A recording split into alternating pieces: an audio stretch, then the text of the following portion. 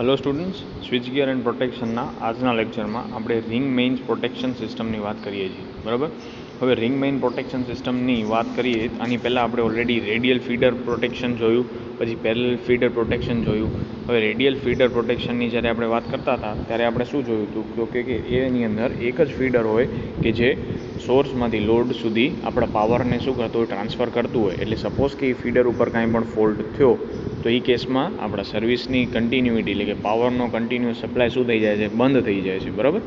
હવે આપણે બીજું શું જોયું તો કે એના પછી આપણે જોયું હતું કે પેરેલલ ફીડરની વાત કરતા હતા. એનો મતલબ શું કે સપોઝ કે આપણી જનરેટિંગ છે, આ લોડ બસ છે. બરાબર. તો એ બે વચ્ચે કેટલા હોય, બે ફીડર આવી રીતે ફિક્સ કરેલા હોય. એટલે સપોઝ કે કોઈ એક ફીડર ઉપર ફોલ્ટ થયો તો આપણે કન્ટિન્યુટી શું કરી શકીએ, મેન્ટેન કરી શકીએ છીએ. તો આ બધા એક સપ્લાય સિસ્ટમના ટાઈપ છે કે રેડિયલ ફીડર છે, પછી પેરેલલ ફીડર છે, અને હવે લાસ્ટમાં આવે છે રિંગ મેઇન પ્રોટેક્શન. રિંગ મેઇનની અંદર શું છે તો કે અહીંયા તમે ડાયાગ્રામને આપણે શું છે તો કે આપણી મેઇન રિક્વાયરમેન્ટ સપ્લાય સિસ્ટમની શું હોવી જોઈએ તો કે રિલાયબિલિટી. બરાબર. એટલે કે આપણને કન્ટિન્યુઅસલી પાવર મળવો જોઈએ, ભલે પણ ફોલ્ટ થયો હોય તો પણ. ફોલ્ટ થાય તો જે સેક્શનમાં ફોલ્ટ થયો હોય એને આપણે શું કરશું તો કે એને આપણે ડિસ્કનેક્ટ કરી નાખશું હેલ્ધી સેક્શનથી. બરાબર. તો આ આટલું હતું કે આપણે રિંગ મેઇન સિસ્ટમનો યુઝ શું કામ કરીએ છીએ. હવે પ્રોટેક્શન માટેની વાત કરીએ તો રિંગ મેઇન સિસ્ટમની અંદર પણ આપણે બાય ડાયરેક્શનલ એટલે કે ડાયરેક્શનલ ફીચરવાળી અને નોન ડાયરેક્શનલ રિલેનો યુઝ કરશું. બરાબર છે.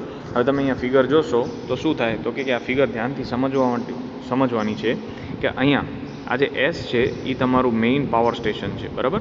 એસ છે એ શું છે, મેઇન પાવર સ્ટેશન છે. જ્યારે એ, બી, સી અને ડી, બરાબર, આ ચાર છે એ બીજા શું છે, અલગ અલગ સબસ્ટેશન્સ છે. બરાબર છે. આટલું ક્લિયર. એસ છે એ શું છે, મેઇન પાવર સ્ટેશન છે. જ્યારે એ, બી, સી અને ડી છે એ બધા શું છે તો કે સબસ્ટેશન્સ છે. બરાબર. હવે મેઇન પાવર સ્ટેશનમાંથી શું થાય છે, પાવર ડિસ્ટ્રીબ્યુટ થાય છે. બરાબર છે. આટલું ક્લિયર. હવે શું થાય તો કે આપણે બે ટાઈપની રિલે યુઝ કરવાની છે. એક તો કઈ તો કે નોન ડાયરેક્શનલ ટાઈપ રિલે, અને બીજી છે એ કઈ તો કે ડાયરેક્શનલ ટાઈપ રિલેનો યુઝ કરવાનો છે. બરાબર છે. હવે નોન ડાયરેક્શનલ રિલે ક્યાં મૂકવામાં આવી છે, આખી સિસ્ટમ આપણે જોઈ. બરાબર છે. એની અંદર નોન ડાયરેક્શનલ સિસ્ટમ ક્યાં મૂકવામાં આવી છે તો કે જે આપણું પાવર સ્ટેશન છે, પાવર સ્ટેશન એમાંથી જે આઉટગોઈંગ લાઇન્સ છે. બરાબર. જુઓ અહીંયા એક અને આ બીજી, એમ આપણી બે ટોટલ આઉટગોઈંગ લાઇન્સ છે. આ બે આઉટગોઈંગ લાઇન્સ ઉપર જે રિલે લગાવેલી છે S1 અને S2, એ બંને કેવી છે, નોન ડાયરેક્શનલ રિલે છે. ક્લિયર. નોન ડાયરેક્શનલ રિલે બીજે ક્યાંય લાગેલી નથી, ધ્યાનથી જોજો. બરાબર. તો નોન ડાયરેક્શનલ રિલે ક્યાં લગાવેલી છે તો કે આપણું જે મેઇન પાવર સ્ટેશન છે એની આઉટગોઈંગ લાઇન્સ ઉપર લગાવેલી છે, અને એનું ટાઈમ સેટિંગ પણ કેવું છે, 2.1 સેકન્ડ સેટ કરેલું છે બંને જગ્યાએ. બરાબર. હવે તમે બીજે બધેને ટાઈમ સેટિંગ જુઓ, અહીંયા 1.6, 0.6, 1.1, 1.1, 0.6, 1.6. એનો મતલબ શું થયો કે આ બે જે રિલે છે નોન ડાયરેક્શનલ, એને ટાઈમ સેટિંગ પણ કેવા છે, હાઈ છે. બરાબર. હવે ડાયરેક્શનલ રિલે ક્યાં લગાવેલી છે. બરાબર છે. તો ડાયરેક્શનલ રિલે ક્યાં લાગી છે તો કે દરેક સબસ્ટેશન છે એના ઇનકમિંગ અને આઉટગોઈંગ લાઇન્સ ઉપર. એટલે કે સબસ્ટેશન છે એ સબસ્ટેશનની વાત કરું તો એમાં પણ બે રિલે લાગેલી છે, અને બંનેમાંથી ઇનકમિંગ અને આઉટગોઈંગ તમે જે કહો એ. બરાબર છે. સપોઝ કે આપણે અહીંયાથી કન્સિડર કરીએ કે આમ જાય છે, બરાબર, પાવર આપણો, તો શું થાય તો કે આ એની ઇનકમિંગ લાઇન થઈ, અહીંયા પણ એને ડાયરેક્શનલ રિલે લગાવી, અને આ આઉટગોઈંગ લાઇન થઈ, તો અહીંયા પણ કઈ રિલે છે, ડાયરેક્શનલ રિલેનો યુઝ કરેલો છે. બરાબર છે. આટલું ક્લિયર. નોન ડાયરેક્શનલ રિલે ક્યાં છે તો કે મેઇન પાવર સ્ટેશન છે એના બે આઉટગોઈંગ લાઇન્સ ઉપર લાગેલી છે. બરાબર. પછી ડાયરેક્શનલ રિલે ક્યાં લાગેલી છે તો કે બાકીના જે સબસ્ટેશન છે એ બધા સબસ્ટેશનના ઇનકમિંગ અને આઉટગોઈંગ લાઇન્સ ઉપર ડાયરેક્શનલ રિલે લગાવેલી છે. બરાબર. આટલું ક્લિયર. હવે આગળ તો કે ટાઈમ સેટિંગ તમે જુઓ તો આપણે વાત કરીએ, પહેલાં ટાઈમ સેટિંગની વાત કરીએ તો A1 છે, પછી B1 છે, C1 છે, એ બધાનો ટાઈમ સેટિંગ કેવો છે, ડિક્રીઝિંગ ઓર્ડરમાં છે. એટલે કે ઘટે છે. જો પહેલાં 1.6 હતું, પછી 1.1 થયું, અને પછી 0.6 થયું. બરાબર છે. અને D1 છે એનું ટાઈમ સેટિંગ કેવું છે, 0.1 સેકન્ડ. એટલે કે આ આખું ટાઈમ સેટિંગ કેવું થયું, ઘટતું ગયું. હવે એનાથી રિવર્સ કેસમાં જઈએ. બરાબર. તો અહીંયા જુઓ તમે, અહીંયા આપણે D2 જુઓ, D2નું સેટિંગ કેટલું છે, 1.6 છે. પછી C2 છે એ 1.1 છે, B2 0.6 છે, અને A2 છે એ 0.1 છે. એટલે કે આ રિલે છે એ બધા કેવી છે, ડિક્રીઝિંગ ઓર્ડર ઓફ ટાઈમ ઓપરેશનમાં સેટ કરેલી છે. એટલે કે તમે જનરેટરથી જેમ જેમ દૂર જશો એમ શું થશે, એનું ટાઈમ સેટિંગ ઘટતું જશે. બરાબર. આટલું ક્લિયર. આપણે ઓલરેડી આ વાત કરી ગયા છીએ. હવે શું થાય છે તો કે સપોઝ કે આ આપણું BC સેક્શન છે, આટલું આ સેક્શન છે એ શું છે, BC સેક્શન છે, બરાબર. હવે શું થાય છે તો કે BC સેક્શનમાં P પોઈન્ટ ઉપર શું થયું, ફોલ્ટ થયો, P પોઈન્ટ ઉપર ફોલ્ટ થયો છે. હવે ફોલ્ટને ફીડ આપણું જનરેટ અહીંયા પાવર સ્ટેશન છે એ P ફોલ્ટમાં કરંટ કઈ રીતે મોકલી શકે, તો કે બે રીતે મોકલી શકે. એક તો આ પાથ થશે, એક આ રસ્તો થશે X, અને બીજો છે એ Y રસ્તો થશે, બરાબર. BC સેક્શનમાં ફોલ્ટ થયો P પોઈન્ટ ઉપર, તો ફોલ્ટને ફીડ બે રસ્તેથી થઈ શકશે. એક તો ક્યાં, તો કે X, અને બીજો છે એ Y, બરાબર. બે રસ્તા થયા. હવે શું થાય છે તો કે A2ની વાત કરીએ, બરાબર. અહીંયા શું થશે, A2ની વાત કરીએ તો A2નું ટાઈમ સેટિંગ કેટલું છે, 0.1 સેકન્ડ. એટલે આપણને થાય કે આ તરત ઓપરેટ થઈ જવું જોઈએ. એવી જ રીતે અહીંયા કને B2ની વાત કરીએ તો B2 છે એ 0.6 સેકન્ડ છે. તો આપણે શું થશે તો કે A2 અને A2 ઓપરેટ થવી જોઈએ. જો ન થઈ તો સીધી B2 ઓપરેટ થઈ જવી જોઈએ.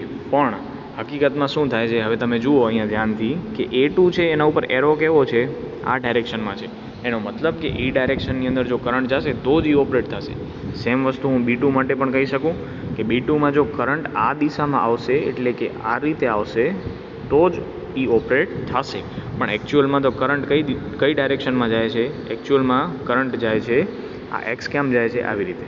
તો B2 અને A2 છે એ ઓપરેટ થવાની નથી. શું કામ, તો કે આની અંદર કરંટ રિવર્સ થયો જ નથી, તો B2 અને A2 ઓપરેટ થશે નહીં, બરાબર છે. તો હવે શું થાય તો કે ઓપરેટિંગ ટાઈમ અહીંયા તમે જુઓ. હવે આ S1ની વાત કરીએ. હવે S1 છે એ કેવી છે, બાય ડાયરેક્શનલ રિલે, એટલે એને કંઈ ફેર નહીં પડે કે કરંટની ડિરેક્શન કઈ સાઈડ છે, બરાબર. હવે A1 અને B1ની વાત કરીએ, બરાબર છે. A1 છે એ કેટલું છે, 1.6 છે, અને B1 છે એ 1.1 છે, બરાબર. આખાનો ઓપરેટિંગ ટાઈમ થઈ ગયો. તો સૌથી પહેલાં તો શું થશે તો કે સૌથી પહેલાં આપણી રિલે કઈ ઓપરેટ થશે, B1 છે એ ઓપરેટ થશે. શું કામ, એને ખબર પડી જશે કે અહીંયા ફોલ્ટ થયો છે એટલે, બરાબર. તો હવે જેવી B1 ઓપરેટ થશે એટલે અહીંયા સર્કિટ બ્રેકર શું થઈ જશે, ટ્રીપ થઈ જશે. અને ટ્રીપ થઈ જશે એટલે આ X જે આખું પાથ હતો ફોલ્ટને ફીડ કરવાનો, એ શું થઈ જશે, હવે બંધ થઈ જશે. ખ્યાલ આવ્યો શું થયું, બરાબર છે. એવી જ રીતે હવે સેકન્ડ પાથની વાત કરીએ તો ઓપરેટિંગ ટાઈમ આપણે અહીંયા જોઈએ કોનો, તો કે C1 અને D1, બરાબર. એનો ઓપરેટિંગ ટાઈમ કેવા છે, ઓછા છે, 0.1 અને 0.6. પણ એમાંથી કરંટ કઈ, તો કે આ દિશામાં ફ્લો થવો જોઈએ. પણ એકચ્યુઅલી કરંટ કઈ દિશામાં જાય છે, તો કે કરંટ જાય છે આ દિશામાં. એટલે કે નહીં તો C1 ઓપરેટ થાય, નહીં તો D1 ઓપરેટ થાય. હવે આપણે વાત કરીએ કે S2ની વાત કરીએ, D2ની વાત કરીએ, અને અહીંયા C2ની વાત કરીએ. તો એના ટાઈમ ઓફ ઓપરેશન જુઓ, 1.1, 1.6 અને 2.1. હવે અહીંયા આપણું જે C2 છે, આપણું C2, એની તો કરંટની ડિરેક્શન પણ કેવી છે, સેમ જ છે, ડાયરેક્શનલ રિલે છે. એટલે તો તરત જ શું થશે, C2 ઓપરેટ થશે અને સર્કિટ બ્રેકરને ટ્રીપ કરી નાખશે. તો સર્કિટ બ્રેકર ટ્રીપ થયું તો હવે આ જે Y રસ્તો હતો એ પણ શું થઈ ગયો, બંધ થઈ ગયો. એનો મતલબ શું થયું તો કે હવે જે આ BC સેક્શનમાં ફોલ્ટ થયો હતો તો આટલો ને આટલો ખાલી BC સેક્શન જ શું થશે, આઇસોલેટ થશે. બાકી બધી જગ્યાએ કરંટ જવાનું ચાલુ રહેશે, બરાબર છે. એવી જ રીતે ધારો કે કોઈ બીજા સેક્શનમાં ફોલ્ટ થાય, તો ધારો કે AB સેક્શનમાં થયો હોત તો A1 અને B2 ઓપરેટ થાત, બરાબર. ધારો કે CDમાં થયો હોત તો C1 અને D2 ઓપરેટ થાત, બરાબર. એટલે બહુ સિમ્પલ છે, ખાલી ધ્યાનથી સમજવાનું છે કે ડાયરેક્શનલ રિલે ક્યાં લગાવી છે અને એના કારણે શું ઓપરેટ થશે, બરાબર. અને કઈ રિલે ઓપરેટ થશે, કઈ રિલે ઓપરેટ થશે નહીં, બરાબર છે. તો આ રિંગ મેઇન પ્રોટેક્શન સિસ્ટમ હતું જે આપણે હવે આગળ આપણે વાત કરવાના છીએ ડિસ્ટન્સ પ્રોટેક્શનની, બરાબર છે. હવે ડિસ્ટન્સ પ્રોટેક્શન ક્યારે યુઝ થાય છે એની વાત કરીએ તો કે જ્યારે આપણે લાઇનની લેન્થ, એટલે કે ટ્રાન્સમિશન લાઇનની લંબાઈ જો વધારે હોય, બરાબર છે, તો આપણે જે ટાઈમ ગ્રેડેડ સિસ્ટમનો યુઝ કરીએ છીએ, ટાઈમ ગ્રેડેડ પ્રોટેક્શનનો, એ અનુકૂળ નથી. શું કામ, તો કે એક વસ્તુ આપણે જોઈ હતી કે આપણે જેમ જનરેટરથી લોડ સાઈડ જઈએ, બરાબર છે, એમ ટાઈમ ઓફ ઓપરેશન શું થતો હતો, ઘટતો જતો હતો. અહીંયા 1.6 હતો, અહીંયા 1.1 હતો, અહીંયા 0.8 હતો, અહીંયા 0.6 હતો, બરાબર છે. પણ તમે એક વસ્તુ જોઈ કે જેમ આપણે જનરેટર તરફ જઈએ એમ ટાઈમ ઓફ ઓપરેશન શું થાય છે, વધતો જાય છે, બરાબર. એટલે કે ટાઈમ શું થાય, ઘણો આપણો ટાઈમ લેગ આવે છે. એટલે કે જનરેટર પાસે જે રિલે છે એને ઘણા ટાઈમ પછી ઓપરેટ થવા માટે સેટ કરવી પડે છે, બરાબર. તો એનાથી શું થાય તો કે ઘણીવાર ટાઈમ લેગના કારણે સિસ્ટમને આપણે ફાસ્ટ ઓપરેશનની જરૂર હોય અને આપણે ટ્રાન્સમિશન લાઇનની લેન્થ જો વધારે હોય તો જનરેટર પાસેની રિલે હશે એને ઓપરેટિંગ ટાઈમ તો કેટલો ખૂબ જ વધારે આવશે, બરાબર. તો એ કેસની અંદર, એટલે કે જ્યારે ટ્રાન્સમિશન લેન્થ ટ્રાન્સમિશન લાઇનની લેન્થ વધારે હશે ત્યારે આપણે શું વાપરીએ છીએ? ડિસ્ટન્સ પ્રોટેક્શનનો યુઝ કરીએ છીએ. બરાબર, ડિસ્ટન્સ પ્રોટેક્શનનો યુઝ કરીએ છીએ, જેથી કરીને ડિસ્ક્રિમિનેશન મળી રહે છે. બરાબર, એટલે કે એને ખ્યાલ આવી જાય છે કે આ આપણા ઝોનમાં છે કે ઝોનમાં નથી, ઓવર કરંટ એટલે કે અબનોર્મલ કન્ડિશન છે કે ફોલ્ટ છે. બરાબર, હવે લાઇનનો જે ઇમ્પિડન્સ હોય, બરાબર, લાઇનનો ઇમ્પિડન્સ એ એના લેન્થના સમપ્રમાણમાં હોય છે, એટલે કે પ્રમાણમાં હોય છે. બરાબર, હવે ડિસ્ટન્સ રિલે શું માપે છે? તો કે ડિસ્ટન્સ રિલે ઇમ્પિડન્સ માપીને એના ઉપર ઓપરેટ કરે છે. બરાબર, ડિસ્ટન્સ રિલે ઇમ્પિડન્સ ઉપર ઓપરેટ કરે છે, એટલે કે ઇમ્પિડન્સની કન્ટિન્યુઅસલી મેઝર કરશે. એનો મતલબ શું થયો? કે ધારો કે મેં ડિસ્ટન્સ રિલેમાં સેટ કરેલી છે કે ઇમ્પિડન્સ જ્યારે 10 ઓમ મેં ડિસ્ટન્સ રિલેમાં 10 ઓમ સેટ કર્યું છે. બરાબર છે, એનો મતલબ શું થયો? કે ધારો કે લાઇનની અંદર કાંઈ ફોલ્ટ થશે અને ઇમ્પિડન્સની વેલ્યુ છે એ 10 કરતાં જો ઓછી થઈ ગઈ, બરાબર, 10 કરતાં ઓછી થઈ ગઈ તો શું થશે? મારી ડિસ્ટન્સ રિલે ઓપરેટ થશે, નહીં તો ઓપરેટ થશે નહીં. અને જનરલી જ્યારે ફોલ્ટ થાય ત્યારે ઇમ્પિડન્સની વેલ્યુ શું થાય છે? ઘટે છે. બરાબર છે, હવે શું થાય? તો કે ડિસ્ટન્સ રિલે છે એની અંદર જે કરંટ છે, ઓપરેટિંગ ટોર્ક છે, એટલે કે જેના કારણે રિલે ઓપરેટ થશે એ કરંટના કારણે પ્રોડ્યુસ થાય છે. અને જે રિસ્ટ્રેનિંગ ટોર્ક છે, બરાબર, રિસ્ટ્રેનિંગ ટોર્ક એટલે શું? તો કે નોર્મલ કન્ડિશન હોય એની અંદર રિસ્ટ્રેનિંગ ટોર્ક કેવું હશે? વધારે હશે, એટલે કે તમારી રિલે ઓપરેટ થશે નહીં. બરાબર છે, જ્યારે ફોલ્ટ કન્ડિશનમાં તમારું ઓપરેટિંગ ટોર્ક કેવું થશે? વધી જશે અને એ ઓપરેટ થશે. બરાબર છે, તો આની અંદર શું થયું? તો કે ઇમ્પિડન્સ છે, ઇમ્પિડન્સ રિલે છે એની અંદર ઓપરેટિંગ ટોર્ક છે એ કોણ પ્રોડ્યુસ કરે છે? ઉત્પન્ન કરે છે કરંટ. જ્યારે વોલ્ટેજથી શું થાય છે? તો કે રિસ્ટ્રેનિંગ ટોર્ક ઉત્પન્ન થાય છે. બરાબર છે, હવે શું થાય? તો કે ઇમ્પિડન્સની કિંમત સેટિંગ કરતાં વધારે હોય ત્યારે રિલે ઓપરેટ થતું નથી. બરાબર છે, હવે આપણે ડાયાગ્રામ જોઈએ તો ડાયાગ્રામમાં ધ્યાનથી જુઓ શું થાય છે? તો કે એક જનરેટર છે, એટલે આ જનરેટિંગ સ્ટેશન છે, અને આ બીજા બધા એસ છે, એ છે, બી છે, સી છે અને ડી છે. બરાબર, આ બધા શું છે? તો કે સબસ્ટેશન્સ છે. બરાબર, હવે એની અંદરથી શું છે? તો કે લાઇન નીકળે છે. આ લાઇન નીકળી, બરાબર, લાઇન નીકળી ગઈ. હવે આમાં પાછું તમે ધ્યાનથી જોશો તો દરેક સેક્શન છે, ધારો કે એસ એની વાત કરું, બરાબર, આટલું, પછી એ બીની વાત કરું, પછી બી સીની વાત કરું અને સી ડીની વાત કરું, તો દરેકને પોતાનું એક ઇમ્પિડન્સ છે કે આટલાનું ઇમ્પિડન્સ Z1 છે, આટલાનો ઇમ્પિડન્સ Z2 છે, આટલાનો ઇમ્પિડન્સ Z3 છે અને આટલાનો ઇમ્પિડન્સ Z4 છે. બરાબર છે, ક્લિયર? શું કહું છું? તો કે આપણી પાસે શું છે? એક જનરેટર છે. બરાબર, અને જનરેટર છે, જનરેટિંગ સ્ટેશન છે, એમાંથી એક લાઇન નીકળે છે. બરાબર, આવી રીતે. અને અહીંયા જે એસ છે, એ છે, બી છે, સી છે અને ડી છે, એ બધા શું છે? તો કે લાઇન આપણે શું કહેવાય? સબસ્ટેશન્સ છે. અને આ એસ એ છે, એ બી છે, બી સી છે અને સી ડી છે, એ શું છે? સેક્શન કહી શકો, એટલે કે પાર્ટ છે લાઇનના. બરાબર, હવે દરેક પાર્ટને પોતાનો શું છે? અલગ એક નક્કી કરેલો ઇમ્પિડન્સ છે, Z1, Z2, Z3 અને Z4. બરાબર, Z4 તમને પૂછે કે શું છે? તો કે CD સેક્શનનો ઇમ્પિડન્સ છે, એવી રીતે. બરાબર, ખ્યાલ આવી ગયો? હવે શું થાય છે? તો કે ધારો કે BC સેક્શન છે એની અંદર આ પોઈન્ટ ઉપર ફોલ્ટ થયો. બરાબર, BC સેક્શનમાં આ પોઈન્ટ ઉપર ફોલ્ટ થયો છે. હવે શું થાય? તો કે આ ફોલ્ટ, બરાબર, આ ફોલ્ટ અને પાવર સ્ટેશન વચ્ચેનો ડિસ્ટન્સ કેટલું થયું? આટલું થયું. અહીંયાથી કાઉન્ટ કરીએ સપોઝ કે, તો આટલું ડિસ્ટન્સ થશે. હવે મને ઇમ્પિડન્સ ગણવો છે, તો અહીંયાથી હું ગણવાનું ચાલુ કરું તો આટલા સેક્શનનો ઇમ્પિડન્સ તો કેટલો હતો? Z1 હતો, પ્લસ આટલા સેક્શનનો ઇમ્પિડન્સ કેટલો હતો? Z2. તો Z1 પ્લસ Z2 તો થશે જ, પ્લસ આખાનો Z3 છે, પણ ધારો કે આટલા સુધીનો ઇમ્પિડન્સ હું શું કેલ્ક્યુલેટ કરીશ? Z. બરાબર છે, ક્લિયર? આટલું કે તો આપણે શું કહી શકીએ કે જનરેટિંગ બસથી કરીને ફોલ્ટ સુધીનો ઇમ્પિડન્સ કેટલો હતો? Z1 plus Z2 plus Z. બરાબર, હવે એ જ રીતે હું એમ કહી શકું કે આ એ પોઈન્ટથી ફોલ્ટનો ઇમ્પિડન્સ કેટલો હશે? તો કે એથી બીનો ઇમ્પિડન્સ કેટલો છે? Z2 છે. બરાબર, અને આટલાનો આપણે શું ધાર્યું હતું? Z છે, તો Z2 પ્લસ Z. બરાબર છે, ઠીક છે, આટલું ક્લિયર? હવે જે એસ ઉપરની રિલે હશે અહીંયા, એને મેં સેટ કેટલા ઉપર કરેલી હશે? તો કે Z1 ઇમ્પિડન્સ ઉપર સેટ કરેલી હશે. બરાબર છે, કેટલા ઉપર? Z1 ઇમ્પિડન્સ ઉપર સેટ કરેલી હશે. હવે મેં જોયું કે એસથી કરીને આ પોઈન્ટ સુધીનો ઇમ્પિડન્સ તો કેટલો થતો હતો? Z1 plus Z2 plus Z. એનો મતલબ શું થયો? કે આ જે કિંમત આવશે Z1 plus Z2 plus Z, એ Z1 કરતાં તો કેવી હશે? મોટી હશે.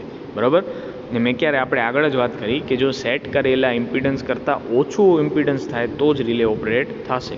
તો આ કેસમાં Z1 એટલે કે S ઉપરની રિલે ઓપરેટ થશે નહીં. એવી જ રીતે બી ઉપર પણ એક ઇમ્પિડન્સ રિલે લગાવેલી છે, બરાબર. હવે એ ઉપર પણ એક ઇમ્પિડન્સ રિલે લગાવેલી છે. એથી ફોલ્ટ પોઈન્ટ સુધીનો ઇમ્પિડન્સ કેટલું છે? Z2 પ્લસ Z ક્યાંય કિંમત છે. અને એ ઉપરની રિલે છે એને આપણે સેટ કેટલા ઉપર કરી છે? Z2. એટલે કે Z2 કરતાં જો ઓછો ઇમ્પિડન્સ થયો તો એ ઓપરેટ થશે. પણ હકીકતમાં તો Z2માં તમે કંઈક ઉમેરો છો તો Z2 કરતાં તો કિંમત કેવી થશે? મોટી જ થશે. એટલે કે Z2 પ્લસ Z છે ઇમ્પિડન્સ કેવો છે? મોટો છે, બરાબર. એટલે કે આ એ ઉપરની રિલે પણ ઓપરેટ થશે નહીં. હવે વાત કરીએ બી ઉપર. હવે બી ઉપરની જે રિલે છે એ આપણે શેના ઉપર સેટ કરી છે? Z3 ઉપર સેટ કરી છે, બરાબર. Z3 ઇમ્પિડન્સની વેલ્યુ કેટલી છે? Z3. હવે શું થાય તો કે Z3 એટલે શું થાય તો કે આ આખા સેક્શનનો છે, પણ ફોલ્ટ તો અહીંયા ક્યાંક વચ્ચે થયો છે. એટલે કે Z છે Z પોઈન્ટ ઉપર થયો છે, એટલે કે Z ઇમ્પિડન્સ હશે. હવે Z છે એ સ્વાભાવિક છે કે Z3માં આવે છે, તો Zની વેલ્યુ કેવી હશે? Z3 કરતાં ઓછી હશે, બરાબર. તો ઓછી થઈ સેટ કરેલા ઇમ્પિડન્સ કરતાં Zની કિંમત કેવી થઈ? ઓછી. તો અહીંયા જે બી ઉપરની ડિસ્ટન્સ રિલે હશે એ ઓપરેટ થશે, બરાબર છે. તો આ રીતે ડિસ્ટન્સ રિલે ઓપરેટ કરે છે. હવે ડિસ્ટન્સ રિલે છે એના અમુક ગેરફાયદા પણ છે, બરાબર. બહુ સિમ્પલ હતું, આમાં કાંઈ અઘરું છે નહીં. કે ઇમ્પિડન્સ રિલે છે એ શું માપે છે તો કે R પ્લસ જે X માપે છે. હવે જ્યારે લાઇનની લેન્થ ઓછી હોય ત્યારે લાઇનની લંબાઈના રેઝિસ્ટન્સની સરખામણીમાં ફોલ્ટને લીધે જે આર્ક રેઝિસ્ટન્સ આવે એ કેવો હોય છે? વધારે, બરાબર. તો આથી ઇમ્પિડન્સ હોય તેના કરતાં વધારે મળે છે, બરાબર. તો આના લીધે શું થાય તો કે ડિસ્ક્રિમિનેશનનો પ્રોબ્લેમ થાય છે, બરાબર. હવે બીજો પોઈન્ટ આપણે જોઈએ તો આપણે નોર્મલ ઇમ્પિડન્સની વાત કરીએ, બરાબર. નોર્મલ ઇમ્પિડન્સ રિલેની વાત કરીએ તો બીજો એક ગેરફાયદો શું છે તો કે સિલેક્ટિવિટી. એ રિલે ડિસાઇડ નથી કરી શકતી કે આ ફોલ્ટ મારા ઝોનમાં છે કે આ ફોલ્ટ મારા ઝોનમાં નથી. એના ઉપર કેમ કહી શકાય તો કે સપોઝ કે BC સેક્શનમાં ફોલ્ટ થયો તો બી ઉપરની રિલે ઓપરેટ થવાનું છે, બરાબર, આપણને ખ્યાલ છે. પણ જો AB સેક્શન ઉપર ફોલ્ટ થશે તે વખતે પણ શું થશે તો કે બી રિલે ઓપરેટ થઈ શકે છે, બરાબર. શું કહું છું? સપોઝ કે આ BC સેક્શનમાં ક્યાંક ફોલ્ટ થયો તો બી રિલેને ઓપરેટ થવાનું છે, એ ખ્યાલ છે આપણને. હવે ધારો કે AB સેક્શનમાં ફોલ્ટ થયો અને ઇમ્પિડન્સની વેલ્યુ આના કરતાં સેટ કરેલી હતી એનાથી ઓછી થઈ, બરાબર. તો બી રિલે ઓપરેટ થઈ જશે. હકીકતમાં કોને ઓપરેટ થવાનું હતું? એ. તો આ સિલેક્ટિવિટીનો ફીચર પણ આમાં છે નહીં. તો આપણે ક્યાંથી લઈ આવી શકીએ તો એની અંદર આપણે શું કરી શકીએ તો કે ડાયરેક્શનલ ઇમ્પિડન્સ રિલેનો યુઝ કરી શકાય છે, બરાબર. ડાયરેક્શનલ ઇમ્પિડન્સ રિલેનો લીધો ઉપયોગ લઈએ તો આપણી જે પ્રોબ્લેમ હતી એ દૂર થઈ જાય છે. તો આની અંદર શું થાય તો કે ડાયરેક્શનલ ઇમ્પિડન્સ રિલે છે એની અંદર ડાયરેક્શનલ એલિમેન્ટ એટલે કે ધારો કે સપોઝ કે એક સ્પેસિફિક દિશામાં જ કરંટ ફ્લો થયો તો એ ઓપરેટ થશે. એટલે કે આપણે જોયું કે પાછળના ઝોનની અંદરનો ફોલ્ટ એ પોતે સેન્સ કરશે નહીં, બરાબર. અને ઇમ્પિડન્સ મેઝરિંગ એલિમેન્ટ બંનેનો યુઝ કરીએ તો આપણને ડાયરેક્શનલ ઇમ્પિડન્સ રિલે બની શકે છે અને એના કારણે આપણે જે સિલેક્ટિવિટીનો પ્રોબ્લેમ હતો એની અસર દૂર થાય છે.